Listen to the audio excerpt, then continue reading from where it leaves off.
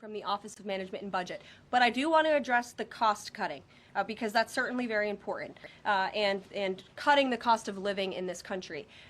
President Trump has taken historic action over the past week to do that.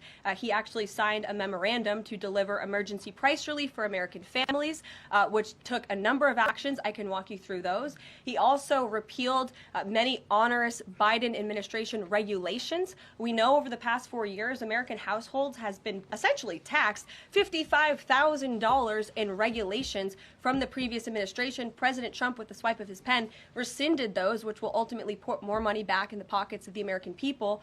So deregulation is a big deal. And then when it comes to energy, I mean, the president signed an executive order to declare a national energy emergency here at home, which is going to make America energy dominant. We know that energy is one of the #1 drivers of inflation. And so that's why the president wants to increase our energy supply to bring down costs for Americans. The Trump energy boom is incoming, and Americans can expect that. Karoline, I think some of the confusion may be here with this pause on federal funding. You've made it clear you're not stopping funds that go directly to individuals, but there certainly are lots of organizations that receive funding and then may pass along a benefit. Meals on Wheels, for one.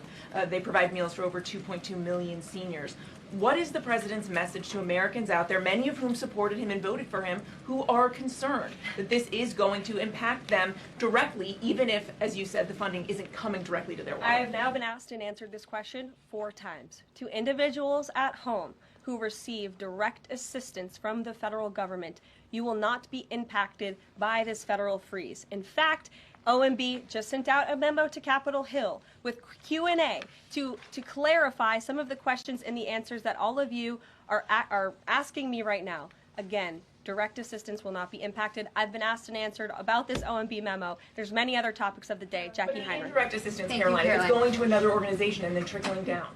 Direct assistance that is in the hands of the American people will not be impacted. Again, as I said to Peter, we will continue to provide that list as it comes to fruition. But OMB right now is focused on analyzing the federal government's spending, which is exactly what the American people elected President Trump to do. And one question on immigration, Karoline, on immigration. Of the 3,500 arrests ICE has made so far since President Trump came back into office, can you just tell us the numbers? How many have a criminal record versus those who are just in the country illegally? All of them, because they illegally broke our nation's laws, and therefore they are criminals as far as this administration goes. I know the last administration didn't see it that way, so it's a big culture shift in our nation to view someone who breaks our immigration laws as a criminal, but that's exactly what they are. You may have going with the worst first. They all have a criminal record? And welcome to the briefing room. If they broke our nation's laws, yes, they are criminal. Yes. Thank you.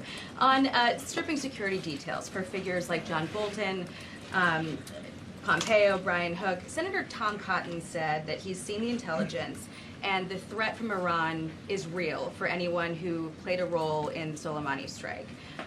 He voiced concern it wouldn't just impact those individuals,